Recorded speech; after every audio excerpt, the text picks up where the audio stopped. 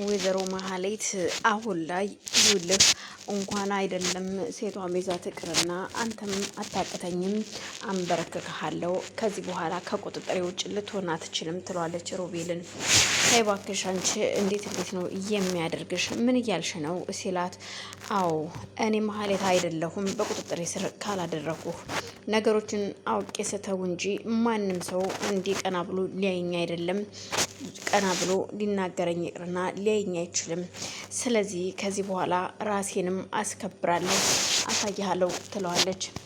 ሮቤልም እቺ ሴትዮ ምን ሰይጣን ተጸናውቷት ነው እንዴ እየመጣችሁ? አሁን እባክሽ ልትወጪልኝ ትችያለሽ፣ አረፍ ማለት እፈልጋለሁ ሲላት፣ መቀመጥ ትችላለህ፣ ማንም አልያዘውም መቀመጫህን፣ እኔም ቁጭ ላለሁ፣ ቤቴን ጥዬ የትም አልሄድም። በግድ እኔ በማላቀው ነገር በግዴታ እንድፈታህ አይደል የፈለከው? እኔ ደግሞ አሁን አልፈታህም፣ ተራው የኔ ነው ትለዋለች። ምክንያቱም ከማንም ለነገሩ እኔ እኮ እያወቅኩት ከኔ ጋር ሆነ ፊትህን ስታዞርብኝ ነበረ፣ ገብቶሃል? ምክንያቱም ስልክ ስታወራም ሁልጊዜ እየተደበቁ እንደማዳምጥ ታውቃለህ። ግን ይህን ሁሉ አታውቅም። ምክንያቱም እኔ እያንዳንዷ እንቅስቃሴና እርምጃህን አውቃለሁ። ግን ከዛሬ ነገ ትመለሳለህ ብዬ ነበረ ዝም ያልኩህ።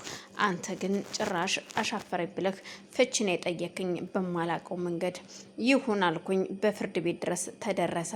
አሁን ፍርድ ቤትም ሂጄ አልቀድልህም፣ አልፈርምም፣ አልፈታህም ትለዋለች። ሮቤልም እሱን እኔ የማሳይሽ ይሆናል፣ በግዴታ አንቺን አግብቼ መኖር አልችልም፣ ከማልወደውና ከማልፈልገው ሰው ጋራ የመኖር ግዴታ የለብኝም ይላታል። ሱራፌል አሁኑኑ ሂጄ ይዛን የተረገመ ሚስት መግጠም አለብኝ፣ ሚስቴን እንዴት እንደዚህ አድርጋ ትልካታለች ሲል ቤት ውስጥ ሆኖ ይደነፋል። ቤዛም እባክህን ተረጋጋ ሱራፌል፣ ምናልባት አይታቸው ሊሆን ይችላል፣ እሷ ከሮቤል ጋራ ሉላን አይታት ሊሆን ይችላል። ለዛ ነው እኔ ሉላ መስያት ነው እንጂ መቼም እርግጠኛ ነኝ እያወቀች እንደዚህ አታደርግም። ምክንያቱም መሀሌትም ሉላ መንታ እንደሆነች ቤዛን እንጂ ሉላ መንትያ የቤዛት እንደሆነች የምታውቀው ነገር የለም። ነገሩ የገባት በስከ መጨረሻ ነበረ። ሮቤል ሲነግራን ነበር ሉላን ምንም አላደረግሻትም፣ ምናልባት ቤዛን ነው እንደዚህ ተተናኮልሻት ሲላት፣ ቆይ ደግሞ ጭራሽ ከሁለት መንትያ ማሞች እህት ጋር ነው ጨዋታውን የጀመርከው ስትለው፣ እሱን አንቺን አይመለከትሽም፣ እሱን ለኔ ተይው፣ አያገባሽም ይላታል። እንደሚያገባኝና እንደማያገባኝ እሱን አሳያለሁ፣ እነሱንም ልክ አስገባቸዋለሁ፣ ካጠገብህ እንዳይደርሱ አድርጌ በስነ ስርዓት አስተካክልልሃለሁ ትለዋለች።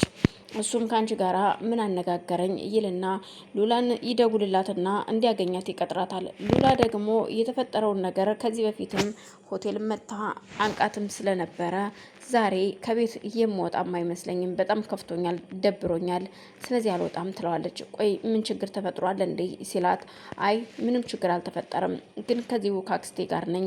ቆይ እስኪ ዛሬ እየተጨቃጨቀችኝ ነው፣ ከእሷ ጋር ነው ያለሁትኝ፣ ከተመቸኝ ትንሽ ቆይቼ እደውልልሃለሁ ትለውና ስልኩን ትዘጋዋለች። ሮቤልም ግራ ተጋብቶ ምን አይነት መከራ ውስጥ ነው የገባሁት? ግን ቆይ ግን ለምንድን ነው ይቺ ልጅ ግን ሁሌ እያሰብኳትኝ ያለሁት? አዎ እኔ የምፈልገው ይህን ንብረቴን የቤተሰቦችን ንብረት መመለስ ነው። ግን በውስጤ ደግሞ ይቺ ሉላ የምትባል ልጅ አለች። ለምንድን ነው ግን? እንዴት እንደዚህ ሊሆን ይችላል? እንዴት ላፈቅራት እችላለሁ? የእውነት አፍቅሬያታለሁ እኮ ይላል።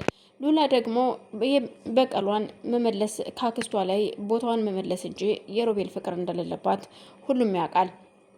ግን አክስትየዋን እንዳፈቀረችውና ያለ ሮቤል እንደማትኖር ትነግራታለች። እሷም ልጅቷ በፍቅር ክንፍ ብላለች። እናም ለምን አግብተህ አትገላግለኝም? እኔን ራሱ እኮ ሰላም ነሳችኝ ትለዋለች። በዛን መሀል ሮቤል ሰላም ውድና የተከበራችሁ የንግድ ቤተሰቦች እንዴት ናችሁ? ሰላም ናችሁ ወይ? በያላችሁበት ሰላማችሁ ይብዛልኝ። ይህንን ቻናል የምታዩ ላይክ፣ ሸር፣ ሰብስክራይብ የምታደርጉኝ ከልብ አመሰግናለሁ። እንዲሁም ላይክ፣ ሸር፣ ሰብስክራይብ ያደረጋችሁ ስለምታበረታቱኝ ከልብ አመሰግናለሁ። ሀሳብ አስተያየታችሁን በኮሜንት እንድታስቀምጡልኝ ስል በአክብሮት ጠይቃለሁ። አመሰግናለሁ። የሉላ አክስት ሉላ ከመጸዳጃ ክፍል ስትወጣ ያየችውን ነገር ማለትም ገና ከመግባቷ ነበር ያየችውና ስትጮህ ግራ ተጋብታ ወደ መጸዳጃ ክፍል ትሄዳለች። በዛን መሀል እያየችውን ነገር ስታይ ስትጮህ አክስትየው ምን ሆነሽ ነው ለምንድን ነው ስትላት እየሮጠች ወደ አክስቷ ክፍል ትሄድና አክስቴ እዚህ ሽንት ልሸና እኮ ወደ መጸዳጃ ክፍል መጥቼ ነበረ፣ ግን ደግሞ መጸዳጃ ክፍል ላይ ያየሁትን ነገር ማመን አልችልም። ምንድን ነው የተጋደመው ትላታለች። ምንድን ነው የተጋደመው ደግሞ ስትላት አላቅም ብቻ የሆነ ነገር ተጋድሞልሻል አላቅም አክስቴ ምንድን ነው ስትል ትጮኻለች። አክስቷም ግራ ተጋብታ ምን እያልሽ ነው አንቺ ግን ቆይ ምንድን የምታወሪው ስትላት እኔ አላቅም እኔ ወደ መጸዳጃ ክፍል ስመጣ ነው ይሄንን ነገር ያየሁትኝ ትላታለች። ምንድን ነው እሱ ቆይ እስኪ እንየው አብረን ስትል እኔ ምን አውቃለሁ ምን እንደሆነ ውስጥ ብቻ የሆነ ነገር ተጋድሟል ትላታለች። ቆይ ለማንኛውም እስኪ ስልኬ ደግሞ በዚህን ሰዓት ማን የሚደውለው ስትል እነሳሚ ነበሩ። ለምንድን ነው ማነው ይህን ስልክ አላውቀውም ግን ቆይ እስኪ ላንሳና ላናግራቸው ትላታለች። ምክንያቱም ይህንን ሳሚ የነገራትን ነገር እሷ ደግሞ በጧት ቴሌቪዥን ላይ አይታው ነበረ።